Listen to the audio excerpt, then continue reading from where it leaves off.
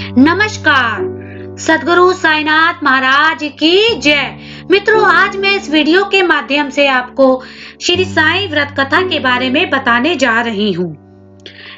तो सबसे पहले साईं व्रत कथा प्रारंभ करने से पहले हाथ जोड़ के नमन करेंगे, जयकारा लगाएंगे साईं बाबा का। ओम साईं नमो नमः, श्री साईं नमो नमः, सतगुरु साईं नमो नमः, जय जय साईं नमो नमः। ओम साईं नमो नमः, श्री साईं नमो नमः, सतगुरु साईं नमो नमः, जय जय साईं नमो नमः। ओम साईं नमो नमः, श्री साईं नमो नमः, सतगुरु साईं नमो नमः, जय जय साईं नमो नमः। तो चलिए मित्रों, प्रारंभ करते हैं श्री साईं बाबा की व्रत कथा। किरण बहन और उनके पति किशन भाई एक शहर में रहते थे। वैसे तो दोनों का एक दूसरे के प्रति गहरा प्रेम भाव था, परंतु किशन भाई का स्वभाव झगड़ालू था। अड़ोसी पड़ोसी भी उनके स्वभाव से परेशान थे। लेकिन किरण बहन धार्मिक स्वभाव की थी, भगवान पर विश्वास रखती थी, बिना कुछ कहे सब कुछ सह लेती थी। धीरे धीरे उनके पति का रोजगार ठप हो गया, कुछ भी कमाई नहीं होती थी। अब किशन भाई घर पर बैठे रहते थे। घर में बैठे बैठे उनका स्वभाव और भी चिड़चिड़ा हो गया। एक दिन दोपहर को एक वृद्ध दरवाजे पर आकर खड़ा हो गया। चेहरे पर गजब का तेज था। आकर वृद्ध ने दाल चावल की मांग की।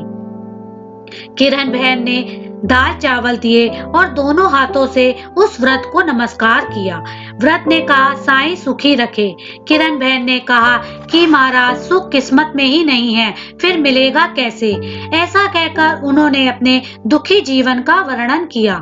व्रत ने श्री साईं बाबा की व्रत की कथा के बारे में बताते हुए कहा, 9 गुरुवार फलाहार या एक समय का भोजन करना हो तो करो।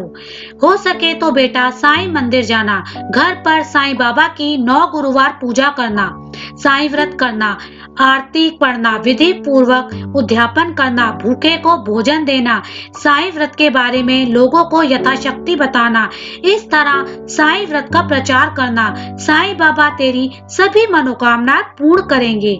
यह व्रत कलयुग में बड़ा चमत्कारी है। यह सभी की मनोकामना पूर्ण करता है, लेकिन साईं बाबा पर अटूट श्रद्धा रखना जरूरी है। धीरज रखना चाहिए। जो इस विधि से साईं बाबा की व्रत कथा आरती पढ़ेगा, बाबा उसकी सभी मनोकामनाएं जरूर पूर्ण करेंगे। किरण बहन ने भी गुरुवार का व्रत किया। 9वें गुरुवार को गरीबों को भोजन कराया। साईं व्रत के बारे में औरतों को कहा, उनके घर के झगड़े दूर हो गए और सुख शांति हो गई, जैसे किशन भाई का स्वभाव ही बदल गया हो। उनका रोजगार फिर से चालू हो गया।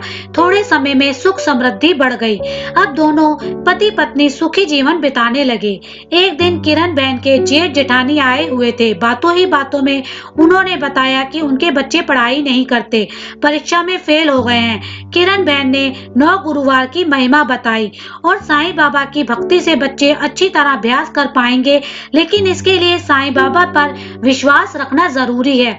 वे सभी की सहायता करते हैं। उनकी जेठानी ने भी व्रत की विधि पूछी तो किरण बहन ने कहा कि 9 गुरुवार फलाहार करके अथवा एक समय भोजन करके यह व्रत किया जाता है और 9 गुरुवार हो सके तो साईं दर्शन के लिए साईं मंदिर जाएं और मंदिर जाने को कहा और साथ में ही कहा, यह व्रत स्त्री पुरुष या बच्चे कोई भी कर सकता है। 9 गुरुवार साईं तस्वीर की पूजा करना, फूल चढ़ाना, दीपक अगरबत्ती आदि करना, प्रसाद चढ़ाना एवं साईं बाबा का स्मरण करना, आरती करना आदि विधि बताई। साईं व्रत कथा करना, साईं स्मरण, साईं चालीसा आदि का पाठ करना। 9वें गुरुवार को गरीबों को भोजन देना। 9वें गुरुवार को साईं व्रत की जानकारी अपने सगे संबंधी पड़ोसियों को देना। सूरत से उनकी जेठानी थोड़े दिनों के बाद पत्र आया कि उनके बच्चे साईं व्रत करने लगे हैं और बहुत मन लगाकर पढ़ रहे हैं। उन्होंने भी यह व्रत किया। इस बारे में उन्होंने लिखा कि उनकी सहेली कोमल बहन की बेटी की शादी साईं व्रत कथा करने से और आरती करने से बहुत अच्छी जगह हुई। उनके पड़ोसियों के गहनों का डिब्बा गुम गया था। वे साईं व्रत की महिमा के कारण 2 महीने के बाद मिल गया। ऐसा अद्भुत चमत्कार हुआ। किरण बहन ने कहा कि हे साईं बाबा की महिमा महान है। ये जान लिया कि साईं बाबा जैसे आप लोगों पर प्रसन्न होते हो वैसे हम पर भी होना। तो बोलो साईं बाबा की जय। मित्रों, यहीं पर हमारी यह साईं व्रत कथा समाप्त होती है। आशा करती हूँ कि आपको ये ज्ञानवर्धक लगी होगी। तो मित्रों, हर गुरुवार को साईं व्रत कथा अवश्य सुने, जिससे आपके और आपके परिवार पर साईं की कृपा बनी रहे, आपके कार्य बने, सुख समृद्धि बने, सुख शांति बने, धन की प्राप्ति हो।